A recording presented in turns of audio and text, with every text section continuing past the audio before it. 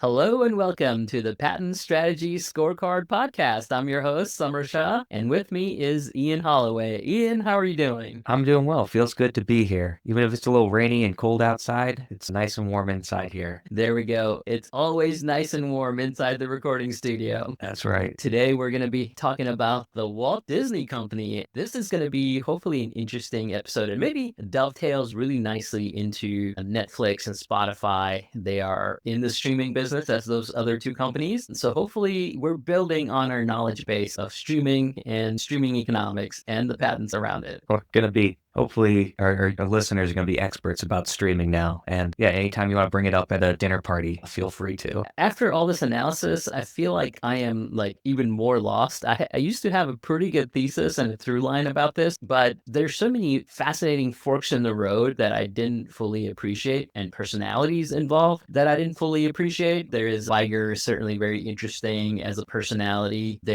We'll talk about this more as the episode goes, the Cable Cowboy, one of the most interesting characters in this space. We'll talk about that. So I think this will be a fun episode. So shall we hop into it here? Yes, let's do it. So I'll give everyone a brief history on Disney, just so we can get on the same page. Everybody knows this, so I don't think we need to spend a lot of time here. Really, Disney started off as the Walt Disney Company as a studio business, right? They were making all these movies, animated movies with Mickey Mouse and others, and leveraged that into a parks business for the Disney theme parks, as well as a merchandising business as well, right? So that's really where Disney started. And actually, there's a really cool chart that I think Walt Disney made on the next slide, Ian, about how all these various factions of Disney feeds into other businesses. It's like the first probably conceptualization of a flywheel. In internet economics, we talk about a flywheel all the time, that one part of the business runs and feeds into other parts of the businesses. And Walt Disney conceptualized this earlier and maybe better than anyone has. So I thought, kudos to him. Really a visionary founder. So just wanted to share that as a nice piece of...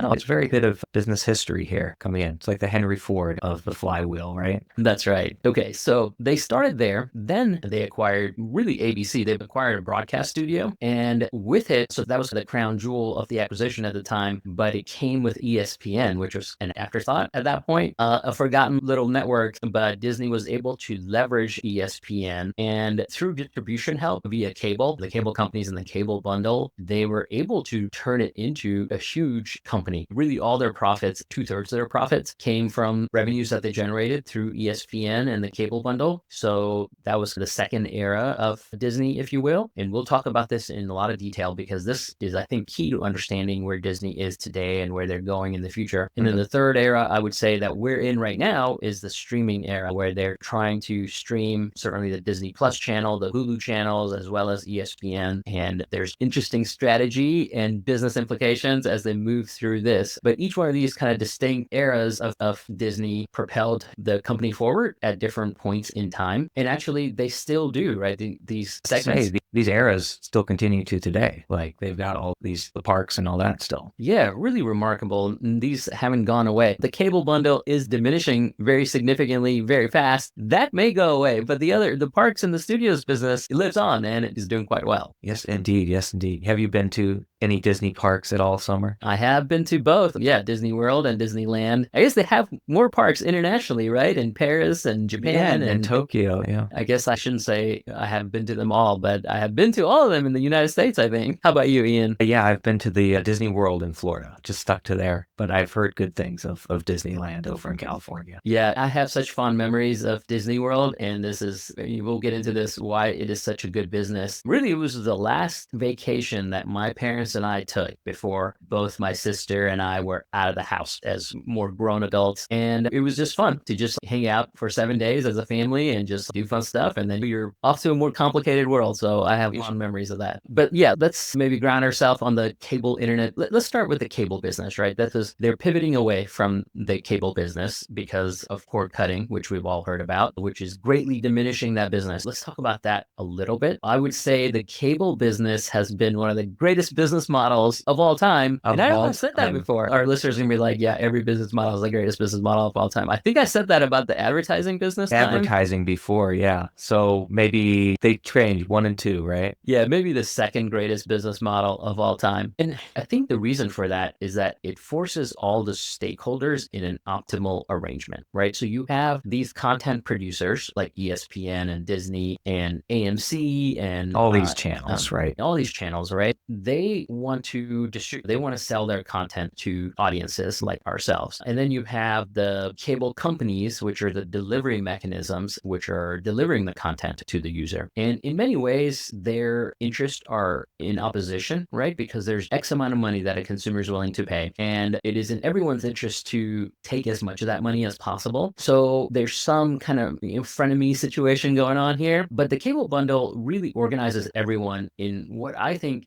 at a whole is an optimal arrangement, right? So it causes the cable companies to offer high quality distribution and distribution that doesn't fail or have significant outages. I know people have complained about cable for a long time, but it forces them to do that. It forces the content producers to produce high quality content. And I think the realization of this for me was when I think it was AMC came out with Mad Men. Like there was this kind of whole genre of prestige TV shows that really wouldn't have been possible without this arrangement, because AMC realized that, hey, Mad Men is a hugely popular show and people are subscribing to cable or changing their plans to get AMC, and they can now get a little bit more money out of the cable bundle, right? So it forced AMC and FX and all these companies to produce higher and higher quality shows, which is good for the consumer. And because they are all working together, the prices didn't balloon out of control because there was one choke point, so to speak. The consumers were able to keep a cap or a lid on the overall cost for the aggregated content that they were paying. So everybody wins, right? The cable company wins, the content producers win, they get to build more and more shows and extract more and more value out of the value chain. And then the consumer wins because there's a lid on the cost as well. So There's a little bit of a lid, right? I feel as a consumer back in the day, I would complain because there wasn't a cheaper option back then, right? When you had the cable bundle. Yeah, if So you you're kind thought of that forced was to pay whatever. Yeah. Yeah, if you thought that was expensive, just wait another 5 years. Okay, so this is where Disney comes into this cable bundle, is that they have this hugely popular show or channel called ESPN. That is one of the primary drivers of people upgrading their cable plans, right? Or locking themselves into a cable. Mostly people would just buy the cable plan that included ESPN. You have to buy the sports package now, right? You add a little more on top. Yeah, and that was ESPN knew that, or Disney knew that, and they squeezed as much margin out of that package as possible. So if a consumer is paying $100 for cable, Disney is extracting anywhere from $12 to $20, $25, even though they're only one of 150 channels on that cable package. So they're squeezing more and more leverage out of this cable bundle. And it's a great arrangement for Disney. If I were Disney, I would never leave the cable bundle. It's just margin. And they rode that bundle all the way to the top. So it is interesting that they're shifting away from that. We'll talk about that, I'm sure, as well. So that's where the bundle was, I think, in the 90s and early 2000s. And this was a pretty significant source of revenue for the Disney company as a whole. Like, were the parks doing the same amount or less, or what kind of situation were they in? No, it was a huge revenue driver. I think it was two-thirds of their profit from this cable or carrier fees that they were charging. And then the other 1/3 was coming from the parks division. Okay, so this is where I think we are in the late 90s, early 2000s. And then we all know about the cord cutting business, or the cord cutting phenomenon that starts happening, and the internet comes along. And the internet in many ways is an opportunity for everyone to restake their claim into this new paradigm, right? In this new world. And if AMC didn't like the world that they were living in, it was an opportunity for them to stake out some space for themselves in this different world. And ESPN and Disney does the same thing. They're like, hey, maybe we can stake out some space for ourselves in the Disney Plus app, in the Hulu app, so on and so forth. So the whole model kind of rises itself, which makes sense for some companies, right? Like AMC potentially, or companies that were getting squeezed out of this bundle, but probably doesn't make any sense for companies like Disney and Warner Brother, Discovery, Fox, they are extracting huge amounts of value from the cable bundle. So why would they shift So to what's the motivation to leave the cable bundle at this point? Just a fear of missing out here with FOMO, or? Yeah. What it is, I think, is Netflix. Netflix was getting valued as an internet company and trading at internet multiples, like a tech company, whereas Disney, Fox, Warner Brothers, Discovery were trading like cable companies. So I think everybody looked around and they said, we want to be trading at a much higher multiple, kind of Netflix. And for us to get that multiple and that valuation, we need to be in the streaming business. So everybody had dollar signs in their eyes, but they didn't think they understood how difficult internet businesses are or how internet economics work. So they all left the bundle to achieve a higher multiple. And of course, the truth today that we know is that streaming companies get a really low multiple. Many of them have yet to turn a profit, including Disney Plus up until a few quarters ago. So yeah, it actually became like a huge albatross in a value destruction. But I think they just didn't appreciate how good they had it right in the cable bundle, maybe. Okay. And maybe we should set the stage for ESPN a little bit as well and how it became such a big cash cow. Okay. I think ESPN, the way they were able to extract all this value from the cable bundle was that it reaches everyone, right? It reaches a huge mass market audience segment. The advertisers who advertise on TV are mass market brands, right? Cheetos or Kleenex or Volvo, right? Everyone needs a car. Everyone needs groceries and things like that. So not so much targeted. Yeah. Yeah, they don't need,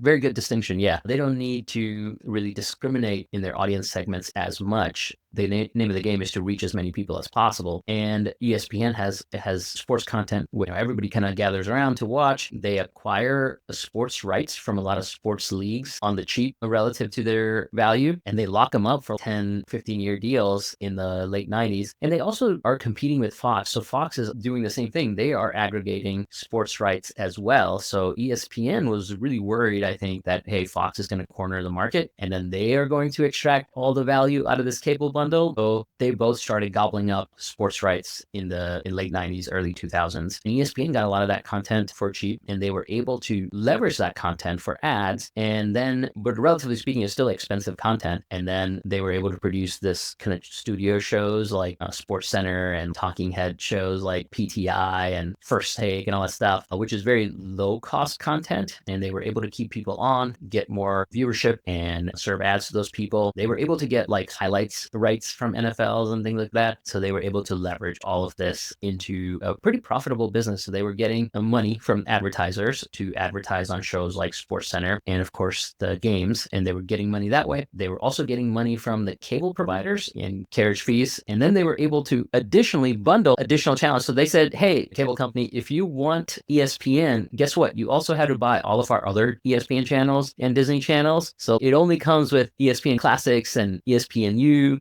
and like the Disney Channel, and then there were like Hallmark channel, like 20 other channels. And oh, by the way, you had to pay us $1 per channel, and you had to buy them all. So they really leveraged the heck out of this arrangement, and they were pioneers in a way, right? Other companies started copying their lead. In fact, there's this famous, I don't know if you listen to Bill Simmons at all, Ian. I do not. But okay, yeah, I'm a fan of Bill Simmons, and he used to work for ESPN. Famously got fired for having opinions that were not consistent with what the company wanted to project. But ESPN or Bill Simmons has always been on the cutting edge of how to deliver better content, sports-related content in the internet era. And he had this anecdote that he was sharing. He was like, I had this plan about ESPN Classic, because ESPN Classics just like shows old games, right? I don't know if you've ever seen it. Yeah, no, I usually don't watch it because of that. Yeah. Is it a live moment type thing to watch? That's right. It is. So nobody watches ESPN Classics. And he was like, Bill Simmons made all these documentaries about like sports historical events and stuff like that. And he was like, why don't we do this? Like, we'll build a whole theme around this game and show this documentary and interview people, and we'll make ES Classics a destination for sports diehards, right? And it actually sounded like a great idea. I was like, yeah, I would watch that. But ESPN came back and said, no, we don't touch ESPN Classics. It is purely there to extract more money from the cable companies. We're not going to spend a dime on this channel other than replay old games. Oh my God. This happens sometimes when companies are so good at making money, they become bad at innovating. But no. So anyhow, this is where ESPN is. They're at the top of the food chain, if you will. Eventually, they do run into some headwinds as sports leagues realize that, hey, ESPN's making all this money off of our hard work and the product that we're putting out. When it comes time to renew these sports rights, they become more and more expensive. So there's some of that. But ESPN is so profitable that they don't care, right? They're still able to leverage all this content. As we talked about with the internet streaming, cord cutting, I think the talking head studio content becomes less and less interesting as well, because everybody's getting their sports takes and highlights on Twitter and other YouTube and all that. Yeah, internet forums. You don't have to wait to see your highlights. Used to be dorm room TV was on, Sports Center in somebody's room, and you're just waiting to see the highlights of what happened for the day. But when you can draw it up on demand,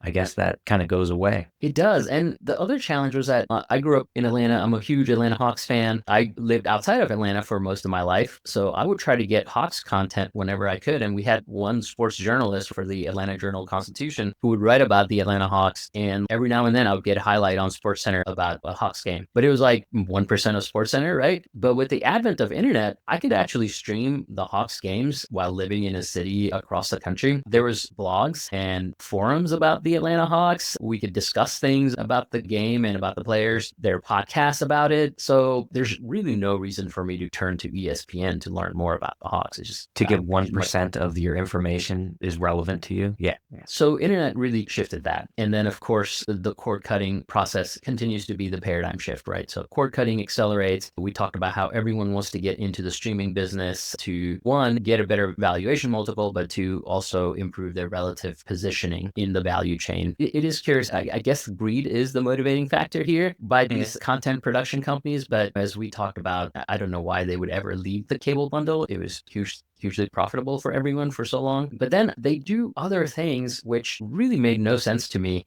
They accelerate their own demise in many ways, right? They start offering streaming to cable subscribers. And then some of these studios started selling or making their like best TV shows and best movies exclusive to streaming. So you're just asking people to cut the cord at that point and join my specific streaming service. Pay for that. Yeah, don't spend $120 a month. Come spend $3 a month with us. It just makes no sense. I got to assume that, they're the people getting $2 a month from the cable package and they think they can get 3 or 4. My guess as a consumer, I don't know if you've seen people do this where you subscribe to something for a couple months, watch what you want, and then forced to stay into that package.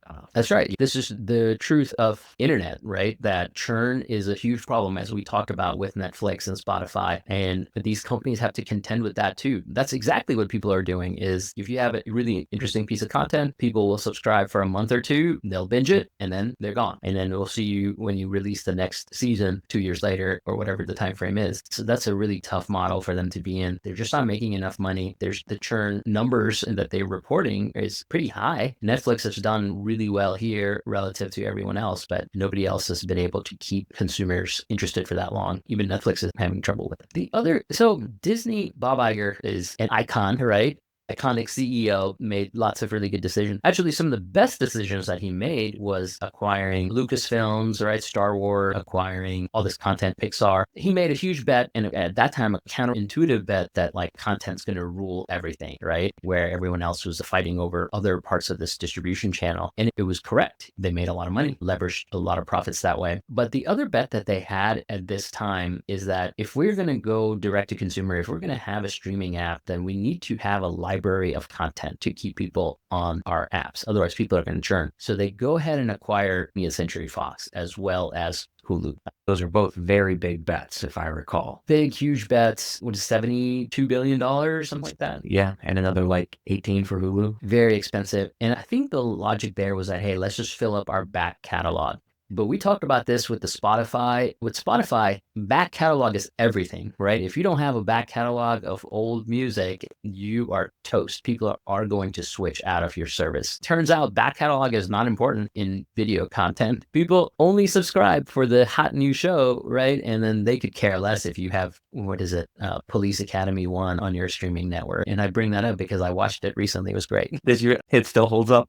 It still holds up. It's great. All right. But yeah, so those are hugely expensive albatrosses for Disney. And actually, Fox did about as well as you could have. They sold at the tippy top, and they said, so instead of Fox, they said, we're not going to get into the streaming business, right? The Murdochs made a really smart decision here. So everybody was getting into streaming. The Murdochs said, we don't think we can compete in streaming, so we're going to sell all of the content, and we're only going to focus on sports and news, right? The FS1 channels and then the Fox News channels are huge money makers, and they So live content, really, right? The live content. And they made a bet that, hey, live's going to have to live on cable, which eventually won't be true, but they sold all the non-live content to Disney at the highest possible valuation, at the very tip, or about as close to the top as possible. So they did really well. And then by contrast, Disney did really poorly. It's going to force some decisions. If you acquire all this, it's going to drive. That's right. And the other, yeah, like this, and this is maybe the theme of all these podcasts, is you make these big bets, they force your hand, right? They prevent you from being flexible because you have a lot of potential for value destruction. And yeah, and you have a debt load to service, right? So you got to keep making money, even if it's not the kind of money you want to make. That's how it goes. So with the internet,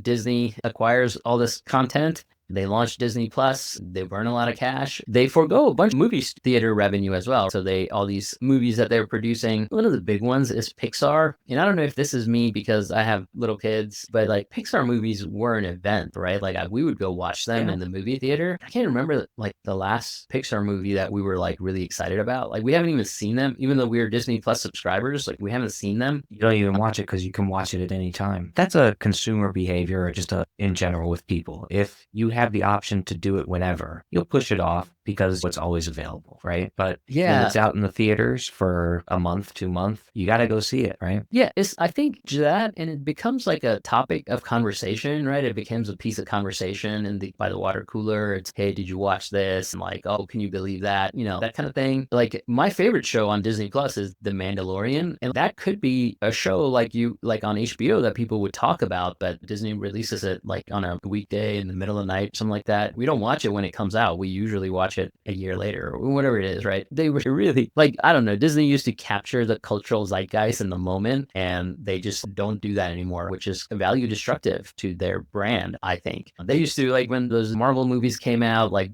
because they had so much leverage even over movie theaters, they would be like, hey, movie theater chain, you have to show our movie on 8 of your theaters. And all the time, there's like people were forced, if you were like, hey, I have a Saturday afternoon free and I want to watch something, my only option was a Marvel movie at some point. So they destroy that relationship and that leverage, hugely value destructive, just to drive people to Disney Plus, which they do. Is that the motivation you see here? Just we're going to force people into our streaming platform. Okay, for sure. Because they all got valued at like how many net new subscribers they had in just like 4 or 5 years ago. So like name of the game to get Netflix type of valuation was to have a lot of net new subscribers. What they didn't appreciate is that, yeah, they could subscribe a lot of people, and they did, but those people churned right out a couple of months later. So hugely value destructive there. They got to figure out what to do with ESPN, right? Because like it's a cash cow, but it is becoming a smaller cash cow every day, right? Because of the cord cutting phenomenon. So I have a clip here. I don't know. We're going to try this for the first time in the podcast. Let's see. You tell me how it sounds, but I'm going to try to play Bob Iger's comments about taking ESPN. They call it over the top, which means direct to consumer. So instead of you having to purchase a cable subscription to access ESPN programming, instead you could just download the ESPN app, pay ESPN whatever monthly subscription fees are, and watch all the content that way. So they're gonna take ESPN over the top. They think that is the future because the cable bundle is dying. They have some concerns. It's interesting they haven't done it so far, and I think Bob Iger's comments are probably the most interesting here. So I'm going to try to play them. Interesting. Yeah. So yeah, a few different threads here is that they think they need more content to launch ESPN over the top, if you will. And the other thing he said is that we need to add more content under economical circumstances. I picked up on that. Just looking back to what SportsCenter used to do for them, right? Produce something a little bit cheaper, but still decent enough to get people to watch. Yeah. So this is from an earnings call last September. So this is when they were were thinking about how to take ESPN direct to consumer. This is the same thing that we talked about with Spotify, is that if you are going to be a streaming platform and be an ads business, you need to have a lot of inventory of content. And ESPN used to have an amazing inventory of content, which was the games, but then all the studio head talking shows. But as we just talked about, the studio heads talking shows are going away. Nobody's watching SportsCenter, or I should say, to the same extent. Not as much. Yeah, it's all relative. Yeah. In the future, I think they rightly figured out that people are not going to watch ESPN. There's just like too much niche content out there, which is, again, the barbell effect that we talk about with internet. You either have a content like a game, or you have a really niche kind of content that like is going to be attractive to people, that people are going to pay for as well. So that's the environment that they're in. So they're trying to find they said a couple of different things. So they're trying to find more content before they launch ESPN over the top. He also said that he wants to find a distribution partner to help them distribute the ESPN content. It was very much hey, we could do this ourselves, but let's try to find somebody that maybe will support us in this. Yeah. Yeah. And I think the reason for that is because ESPN is like such a cash cow. I think they think that launching it over the top will further cannibalize their cable business. So like people will leave cable even faster, and that revenue is gone. And if they don't make it up very quickly with ad dollars, they're going to be in the hole a lot, right? So like before they do this transition and they flip the switch, they need to ensure that they have revenue coming in from advertising businesses. So that's, I think, the logic there. And to me, it's really funny that he said distribution partners. I'm like, yeah, who would be a really good distribution partner? Comcast and Charter. Yeah. Since then, they have launched this venue product, right, which is like a combination of 3 different companies aggregating all their sports content together in one app to be like a super sports app. I think there's problems with that. Have we solved the content problem with that then? I don't think so. I think if you subscribe to that venue app, you get 70% of all sports content maybe, but you still don't get like NFL games. You don't get NBA games or some NBA games, I should say. If I'm a sports fan, is it a really good value proposition? To me, it is not. So I don't know if I'm representative here. No, I think people feel the same way about it. NFL is such a big part of sports content. And if you don't have that, you're missing out on a big chunk of eyes right there. Yeah. So it'd be really hard to justify spending, $150 a month for NFL Pass, and then another $50 a month for like other sports. And then if you need to subscribe to Max or HBO to get some TNT related game content, it's a mess. You'd be spending $200 a month to just I'd say that $80 a month back in the day doesn't seem so bad now. That's right. You were not happy with it, but it was a pretty good deal. And this is the kind of the dirty secret of the cable business, is that for sports fans, is that all the other non-sports fans were subsidizing the sports content. So like my wife who doesn't watch any sports really would be willing to pay for the ESPN tier because it gave her access to some other shows that she might be watching. Mm-hmm. And most of her money went to ESPN and other sports providers. Now that that content is no longer subsidized, it is a whole heck of a lot more expensive. So yeah, very interesting. They do launch this venue app, and then immediately Fubo, which is also another streaming provider that provides sports, launches an antitrust lawsuit against the venue app that, hey, you can't cut us out of, like, you can't just make a new app and put all your content there and not deal with us. Like, that is anti-competitive. And there is, for kind of legal listeners, there's no duty to self-deal, but because this is 3 companies banding together, I think it's not a very tenable position to be in from a Disney perspective. So they were intending to launch this thing right before the NFL season. The lawsuit has put a hold on that launch, so ESPN is still not DTC or over the top. And yeah, that's where we are now. Yeah. So that's where the over the top efforts are for Disney currently, 2 years later, after those Iger comments. There will be a trial in that case in October of 2025. We'll be waiting 2 years. Yes. And then they also got into this lawsuit with Charter, which is also pretty famous because it cut off a bunch of games, I think college football games from Charter. A lot of people, I think there was an outage for about a week. ESPN said that, hey, we're going to charge you an extra $1 to keep our channels, the carrier fees on your cable bundle. And Charter kind of balked at that, and they said, okay, fine, we'll pay you $1, but we also want you to make ad-supported Hulu and Disney Plus streaming apps available to our cable subscribers. Okay. And Disney said no. And there was that pretty public dispute, which Charter won, hands down. And even though Charter won, I think Disney won.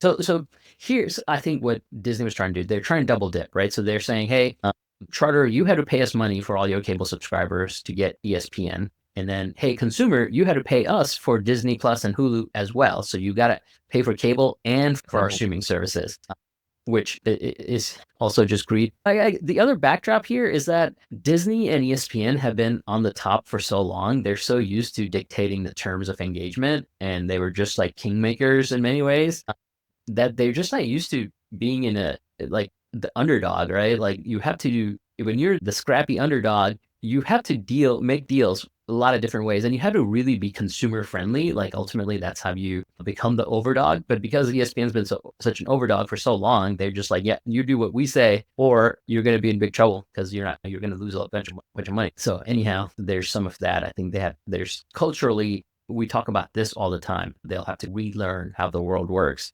and how to be more consumer friendly. The reason I say, even though Disney lost this dispute on every count, they actually won in a way, because they do get an extra $1 or whatever it is, $1.25 from Charter per cable subscriber. But if you think about it, with the ads business, you want to have as many eyeballs as possible, right? Some of these cable subscribers would never sign up for a streaming app, but because now they have it for free, they're going to log on sometime, right? And they're going to get more eyeballs on their streaming app. So to me, it made no sense why Disney would fight this, other than just they just used to double dipping on their revenue. But the whole name of the game with advertising is to get as many people on your platform as possible so that you can attract more advertisers and you can create a bidding war and that kind of thing. So why would you kneecap and say a huge millions of people can't watch our streaming service? It made no sense to me. Yeah, it's a culture shift, I think. And they're just a little bit slow moving in that, which makes sense for a company so large, I think. Yeah, so large and so used to dictating terms. Yeah, I think that's going to be interesting. And I got into their disputes with cable providers. There's a lot of legal documents to read. There's this book called Cable Cowboy, which is a story of John Malone. He actually probably is the biggest landowner in the United States, I think, owns half of Western United States, who through just a lot of guile and cunningness and robber baron tendencies made this huge cable conglomerate like Charter. And really interesting read. But anyhow, one of those interesting figures in business history who found a way to win every transaction until he ran into Bob Iger and ESPN. So now John Malone is on the board of Charter, and I'm sure he's whispering in the CEO's ear that, hey, ESPN has had us over a barrel for all these years. Now is the time for us to do something about it.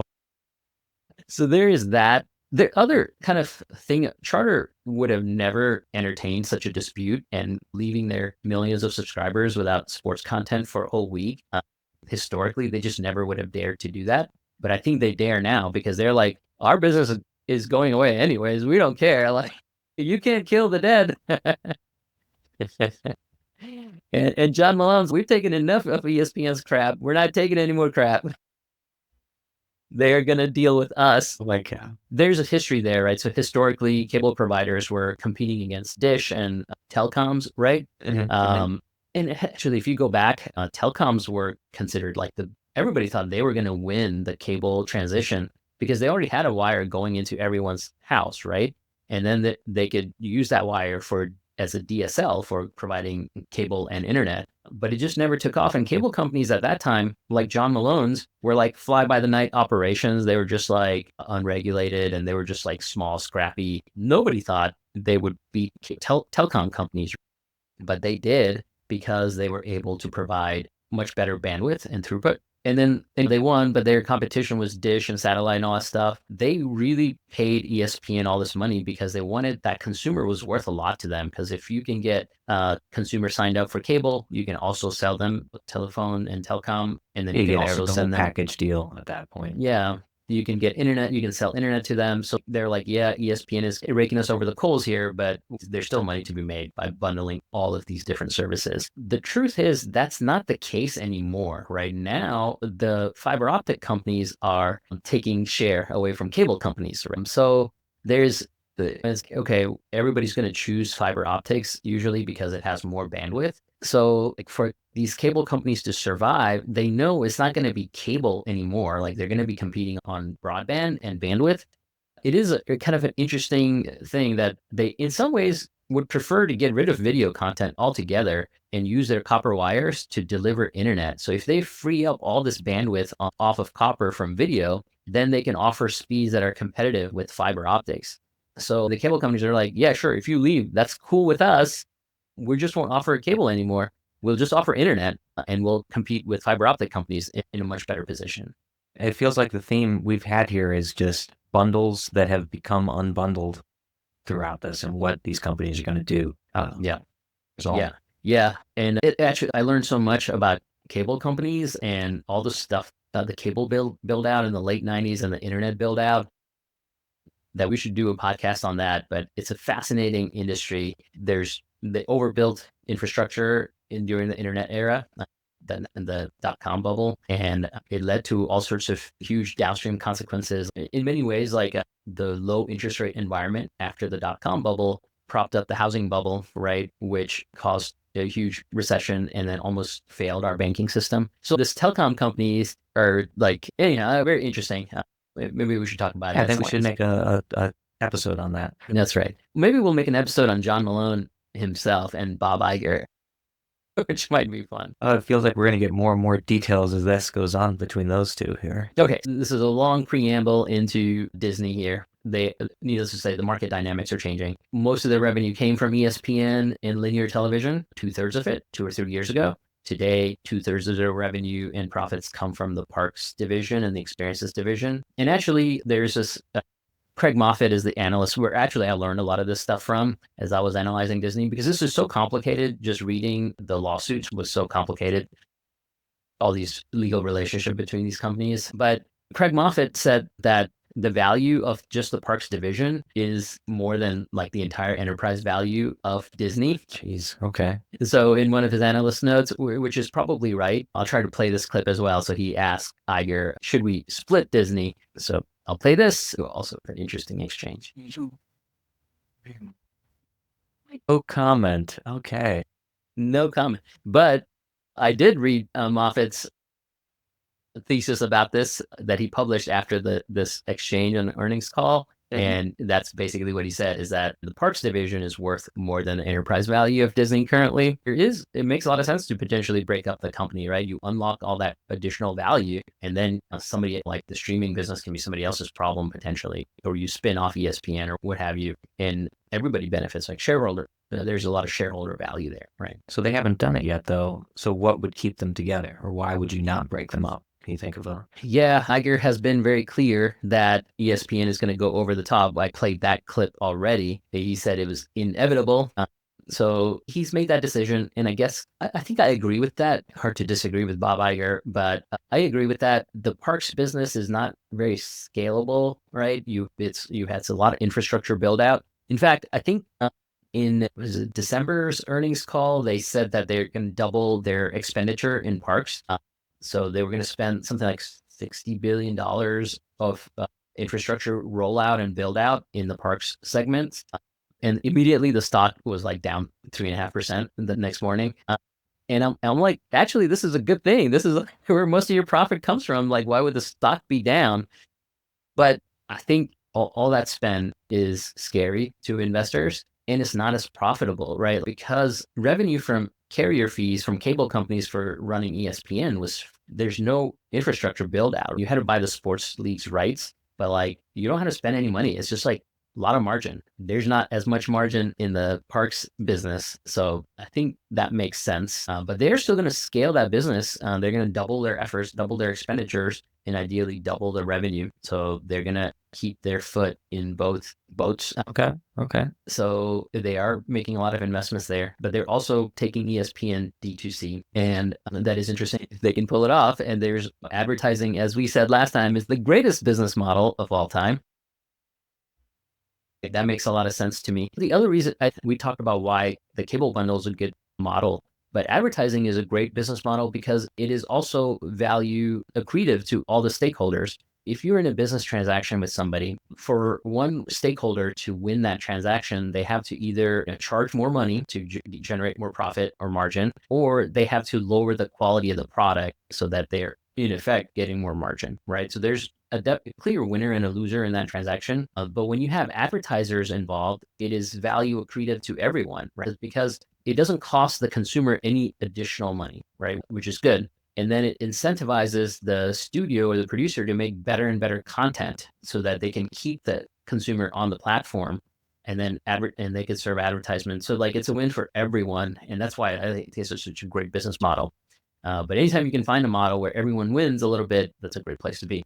Yeah, they do need to get that off the ground. And I think it makes sense to me that they're going this route. If you're Bob Iger and you are used to being the kingmaker, you probably want that high margin, high velocity business as opposed to the low margin utilities type of a business. So I get it. The place where I would maybe criticize Bob Iger respectfully, I don't know, who am I to criticize Bob Iger? What I don't get is like, why haven't they just bundled ESPN with Disney and Hulu? To me, that's like the most obvious bundle. Would you really need more sports content? You need some tentpole sports content, but then why can't you use the Disney content and the Hulu content as a way to fill the additional hours, right? Like I get it, studio shows are not going to fill those hours, but do you really need dedicated sports content for that? It doesn't have to be sports 24/7. You've got other options as a consumer then with it bundled there. You go for the sports and hey, you've got the bonus shows from Hulu and all that. Sure. Seems like and then that's your distribution right there. Yeah. I don't know. Yeah. I think I get it, is that 20th Century Fox acquisition, that 70 billion albatross, that is, they got to generate revenue. And I don't even know if they bundle all three of those services together, they charge $50, $60. I think they think consumers may balk at that, right? People will be outraged, or it's just not enough money to service the debt on the acquisition. I don't know. Suddenly you have to charge $100 for this one bundle there. Yeah, that becomes a little harder of a pitch to people will be pissed, right? Like, oh yeah, you said you were trying to lower the cost of cable when it was like $80 a month. Definitely. And this is the other brilliant part about the cable bundle, is that cable got more and more expensive over time, not because the cable companies wanted more money. It's because ESPN wanted more money. So ESPN would be like, hey, we'll charge you $10 more. And the cable company is, okay, fine, but we'll just charge our consumers $10 more. And the consumers were pissed. Blamed. Yeah. Yeah. The cable company got blamed. And they were like, oh, yeah, we're just little ESPN trying to give you sports and highlights. You don't have that buffer anymore. You don't have that protective, bulletproof vest of Comcast around you anymore. Suddenly those price increases become a little more thought out. Yeah. Now people are going to hate you as opposed to Charter or Comcast. That is rough. Yeah. Maybe they're afraid of that. They're eroding like consumer confidence or like whatever the brand prestige value is. There's a lot of brand value tied up in Disney and even ESPN there. Yeah. So maybe that's why they're not. But to me, it's like, why would you want to share revenue with Warner Brothers Discovery and these other companies in a mega sports streaming app? And maybe they think, hey, we can still like leverage a lot of value out of this bundle. And then people will be mad at the prices to some other third company as opposed to us. I don't know. But I would just bite the bullet and try to make that as affordable as possible. I would even make Disney and Hulu free, because if your goal is to get as many eyeballs onto your content as possible, attract more advertisers, I don't know why you would make people subscribe and pay money for these apps on top of that. I don't know. Just go full into advertising here, which apparently they want to do. So yeah, and then on all the conference calls, Bob Iger keeps calling ESPN a platform. So I think there are plans to turn it into a fantasy sports thing and maybe do some sports betting on there. That would be interesting for ESPN. So you go there, play fantasy sports, exchange money. Yeah, that could work. And you That could wouldn't work. want, from Disney's perspective, betting going on the same app that you have your Disney content on. That's a cultural difference there between the two sides. I would say even having betting on ESPN app would be problematic from a consumer expectations perspective. So I don't know. It seems like a lot of plans that only some of them will bear out or bear fruit. Okay, so now that we know about Disney and its really complicated relationship with everyone else, let's talk about what we would patent. Now that we have criticized Bob Iger, maybe we should. Now we can Monday morning quarterback this decision for ESPN and all that. Let's play a clip from Bob Iger in terms of what he thinks are the 4 core areas for Disney going forward. And then the way we always talk about patent strategy is that it should complement and follow business strategy, right? Let's hear about what the business strategy is, and that would guide our patent strategy discussion as well. Or we're focusing on or building opportunity to acquire more and things we're thinking or the outcome of creating or something forward. So there we go. We're going to do all 4 of these things. We're going to do a little bit of everything. Okay. Yeah, I wish they would be more discerning, as we talked about already. But if we are patent counsel for Disney, we would say, hey, then we will invest in these areas as well, right? Like I would try to understand what the relative importance of these 4 things are and where most of the revenue is going to come from so that we can match our legal spend with those things and where the company is going. I think based on all of this, like certainly parks and experiences is going to be a big part of the investment from an IP perspective. And there's not a lot there from a patent perspective that you can do with a park, but certainly copyrights and trademarks. So Disney spends a lot of money on IP.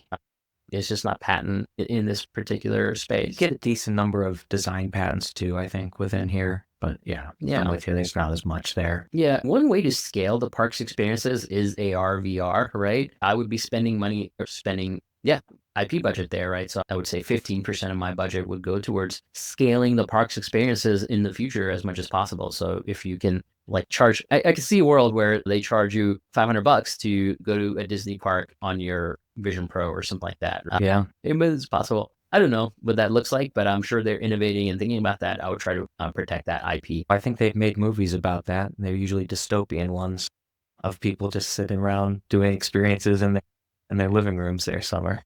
It sounds dystopian, but especially during the pandemic, my kids spent a lot of time on FaceTime with grandparents, my parents. And if they are able to do a cool activity with their headset and spend time together, I think that's really cool and heartwarming in a way, because otherwise, the kids are not great on the phone. Yeah, mine especially.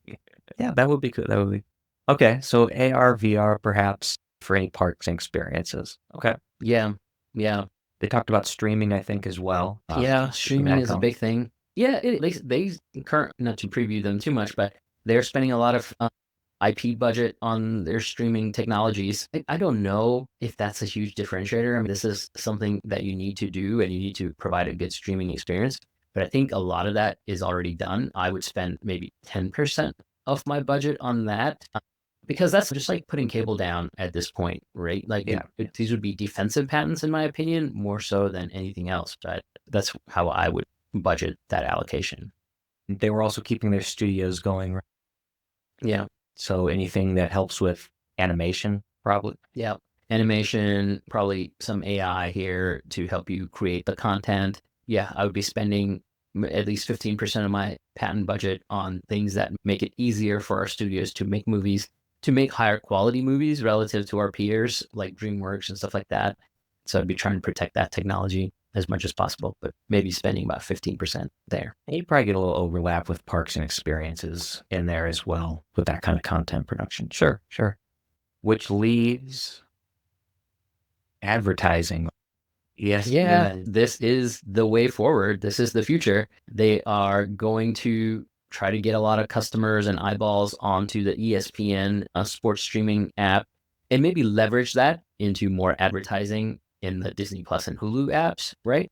I don't know how, like, I didn't see any patents about that, but like, to me, ESPN advertising is mass market advertising, right? Like we talked about with Doritos or cars and things like that. But Disney Plus and Hulu might be a more D2C type of advertising, right? Where a lot of targeting is very helpful and knowing exactly what kind of shows you watch, what kind of, who you are, aggregating all that stuff, and then giving advertisers a return on investment would be like, from my perspective, like the ESPN ads would be the eye of ROI, right? That's where a lot of the investment happens. And then you can leverage that into the R part at Hulu and Disney Plus, because by definition, you're going to have fewer people, fewer eyeballs on those streaming services. And it would behoove you to create a lot of revenue and a return for your customers, advertisers there. I would try to leverage those relationships, kind of do a new flywheel. Yeah. Okay. Yeah.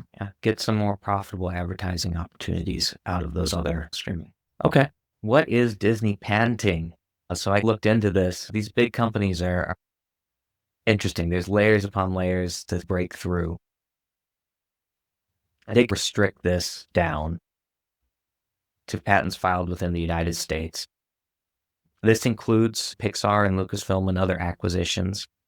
However, I did not include Hulu and 20th Century Fox, being the newest acquisitions. See what they add to the portfolio separately here. Most of the international stuff had to do with design and things like that, not as much utility patents. So we've got about 7,000 patents that Disney has filed, with about half of that, about 3,500 families. So average 2 patents for every family. Older patents are mostly towards park experiences, which makes sense with the history that you talked about. A lot of stuff from Lucasfilm. So there were a lot of AT-ATs and toy designs and things like that. When we get closer to the and so I get closer to today, we're directing more towards AR, VR, some streaming things, which from late 2010s, we're looking at getting Disney Plus ready to go, some experiences. And the AI was direct. They did have a few AI or machine learning patents, but they were directed mostly towards entertainment purposes. So can we have an AI that will respond to a user to make an experience more enjoyable? It's not so much how do we use AI to target advertising and things like that. But what we want to focus on mainly is what they're doing in like the last 5 years. So last 5 years, based on what we were looking at, about 10% of those patents had to do with animation, which puts it near the number that you were looking at, I think. About 15% towards streaming, so the nuts and bolts of streaming, in addition to making recommendations and things like that to users. But a little bit got mixed in there. About 15% for AR, VR type applications. So they are definitely focusing on that experiences, about the same rate. And about 20% had to do with AI or machine learning, mostly towards experiences and animation techniques on how to improve things. I got to admit, they didn't have a lot on advertising, Summer, at least Disney as a company right now. Yeah, I was going to say, going to make you a little upset there, perhaps. I was going to say, these numbers look pretty close to what we would have laid out in our previous slide, but with one notable exception. Now, that doesn't mean that as a whole as the company, they acquired Hulu, right? So there are other ways to get IP that might be valuable, that might make you a little happier here as their counsel, okay? Hulu as a whole, and we looked at about 750 patents of theirs. And almost everything early on was dedicated to the nuts and bolts of streaming. They're making sure they can get their content out there with as little errors and hiccups as possible to the consumer. Recently, it is about 35% focused on advertising. So Hulu has made that shift, and 40% had to do with UI, UX, streaming services, more still optimizing distribution to people. And they had about 10% directed towards user interfaces and things like that. So better on the advertising side. They're a little more focused, I think, on what makes their business run. Yeah, this is a really good distribution, I think. Although I would be even more aggressive in this distribution, but this is certainly in the right direction relative to Disney. So I think Hulu's patent counsel have done a really good job of mining intellectual property that actually complements the business objectives. To me, that makes a lot of sense. We didn't talk about UI UX a whole lot in this episode, but we certainly spent a lot of time talking about it with Netflix and Spotify. But as you become a giant streaming operation, content discovery is the name of the game. And if you don't have a good recommendation system and a good UI UX system, you're going to be toast. You're going to lose those eyeballs and you're going to lose advertisers. So those are like the key parts of the ads model, is that you need to find a way to keep people engaged through really good recommendations and UI UX. You need to be able to have auctioning systems to get advertisers to compete for those ads. You need to have really good targeting for the D2C advertising and ROI calculation system. AI is huge here, right? To figure out when somebody's going to convert or who's going to convert. And if you can do that for your advertisers, you can charge them a whole lot more. And then advertising for the mass market is a little bit different. Like that's a lot of relationships and like sales processes and salespeople and stuff like that. So less of a concern there, but yeah, I think this is a much better mix than what Disney was into. I would agree with that. Fox didn't have a lot of patents. Mostly, almost 100% of them were dedicated to content production and movie filming technology. Some very interesting ones from the 1970s and earlier for this search. They don't patent a lot at Fox, which I guess is fine. They were primarily a content production studio, so I guess it follows with it. Yeah, I think that makes sense. Not a lot happening at Fox. They're in the studio making movies, not a lot of patentable technology. I get it. Yep. We did look at competitors, and this was updating of what we talked about from Netflix here. When we throw in comparing Disney and Netflix and Hulu, and then you add Amazon and Apple on top of that, you really get to see what the picture of this market, this pond that all these fish are in. Amazon and Apple as a whole are just 4x, 5x, 10x more than what Disney is doing as far as number of filings. And that those numbers carry through to how much they're putting towards recommendations and advertising as well, just as a whole. You're Disney, you're much larger than Netflix and Hulu, about 10 times larger than both of them. But then you've got above you Amazon and Apple, which are just huge. So it puts you in a weird position. You can throw your weight around on Netflix and Hulu and make sure you're protecting things, but your lunch is going to get eaten if Amazon or Apple turns their sights on you. This is another thing that I think Bob Iger did really well, because in his earnings call that we listened to, he said, we're looking for distribution help and advertising help. You know who can really help you there? Apple and Amazon, right? Google and YouTube.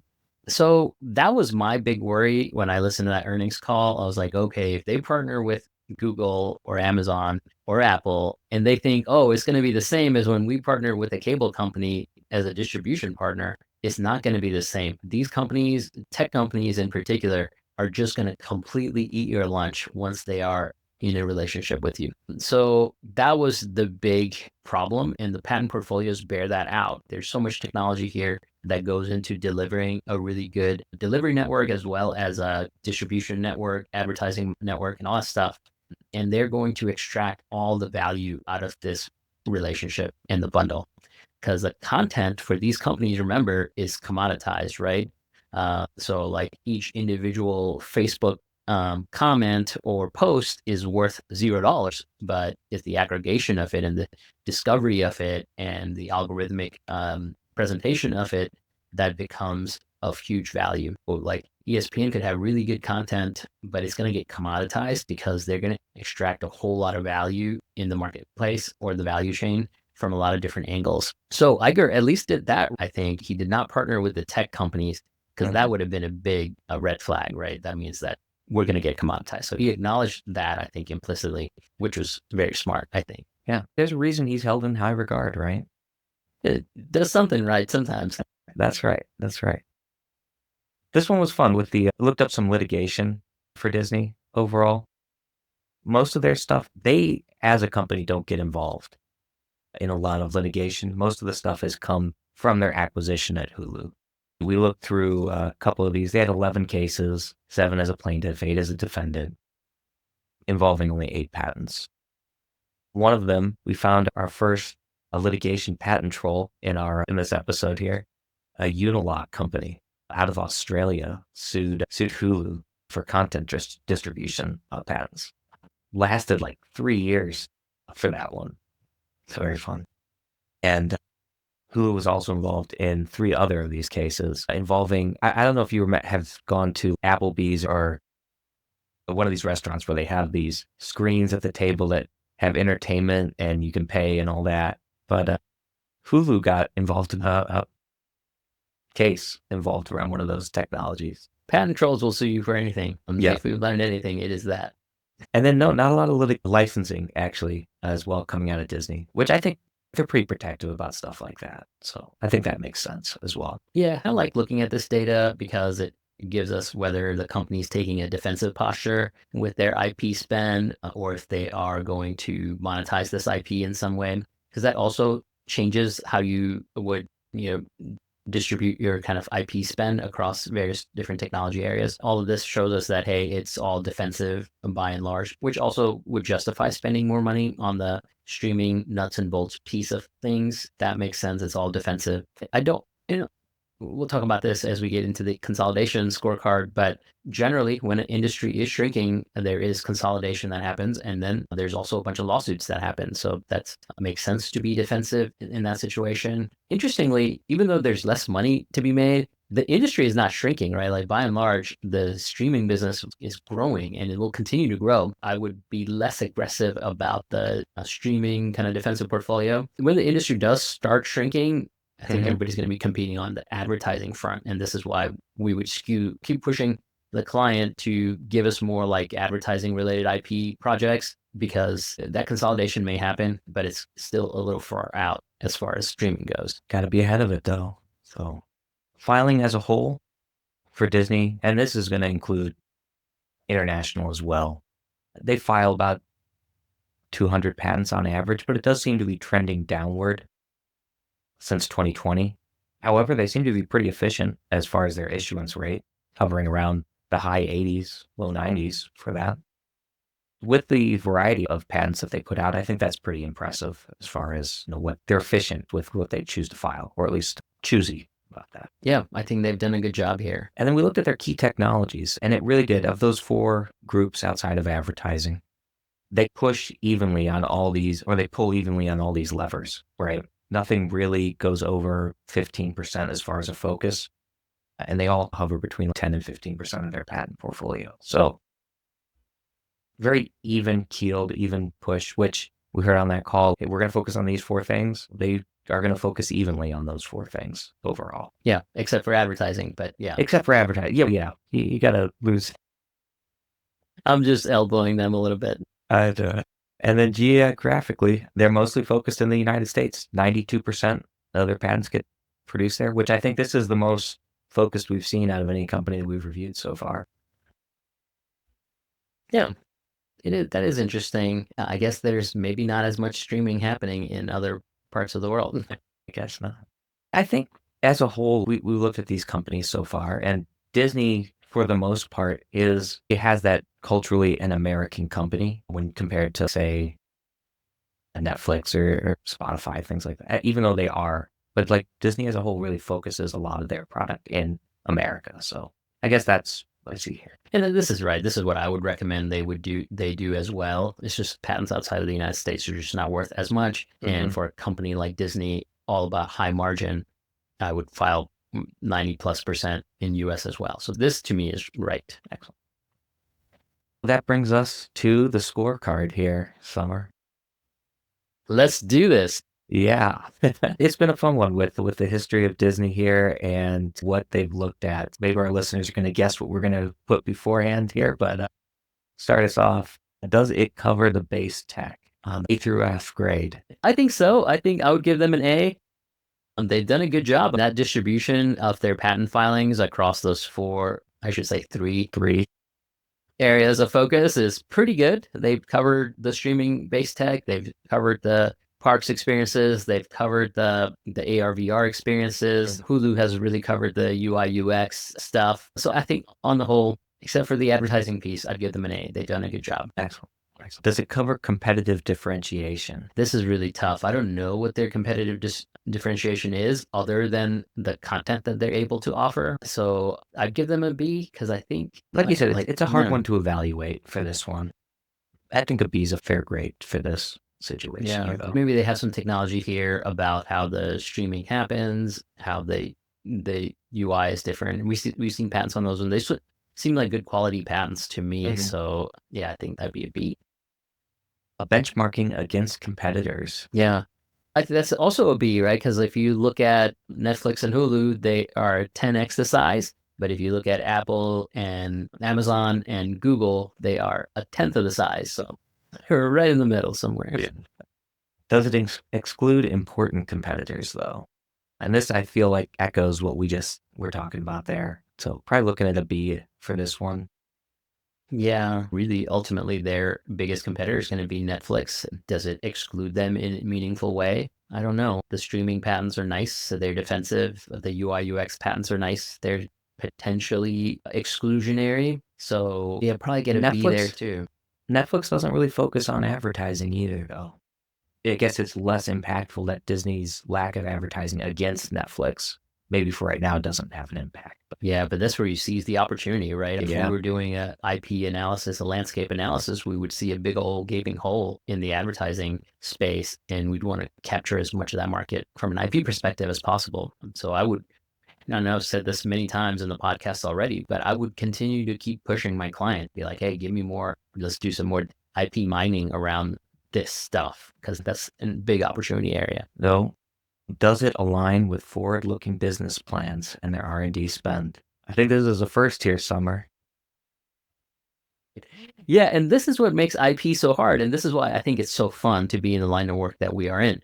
You have to be so forward-looking because it takes 4 or 5 years for these patents to issue, and it takes another couple of years of strategic thinking to get there ahead of your competitors. So you have to be so forward-looking. It's the best job in the world, I think. From a strategy perspective, even business strategists are near-term focused. Patent strategists have to be long-term focused. And I think they get an F here. Clearly the company is going in the direction of advertising as the bulk of their revenue. And I see very little spent there. I would agree. And our last one, does it anticipate potential horizontal or vertical integration in the industry? They are the horizontal integration right now as they're buying up everybody. Yeah. Actually, the Hulu acquisition from an IP perspective is great. They're very complementary. So I think that props up their grade a little bit. The vertical integration is different. Even this venue app, right, that they have, that they partnered with other companies with. Have you? I don't see any IP around how you integrate all these data streams and how you present it, how you chop up revenue from advertisers and do targeting based on information that you may not have. I don't see any IP spend there. So you have this huge venue app as your pathway of getting ESPN over the top. And then I don't see any patents around that. So we'll end there with a B grade. Overall, I think Disney's, it's the forward looking that's got me worried so much for them right now. Yeah, I agreed. I think they have done a good job.